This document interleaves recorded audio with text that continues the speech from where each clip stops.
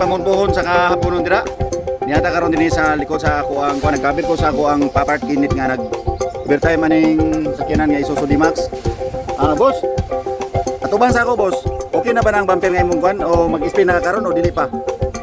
Taon-taon pa? Okay guys. Kini among gibuhat karon pinitin siya ni. Kay katong mga tao nga mga tapulan or mga palahubog, katong mga tao nga tapulan, mo ni amo ang gibuhat karon. Nagpinitin siya trabaho bisan og mahal na adlaw kay ang Ginoo nakasabot man sa mua. O katotong tao po nga kusog kay mo inom.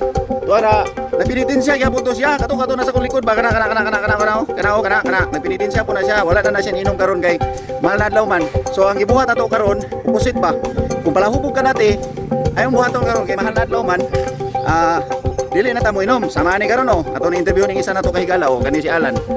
Di ba lang di makakahinginom sa mga karong adlaw no? Pero ato nga mga kadlawanan, kusog kay ka mo inom. Halos kada gabi ka hubog, di ba? Sinsya na yun guys, kaya dili kayo na siya hiningog. Imutingog lang niya siya maipit.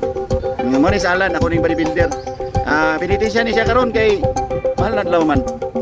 Sa ulog sa kamatayon sa tong makagagahom ba. Now, di ni siya mo inom kay pinitin siya.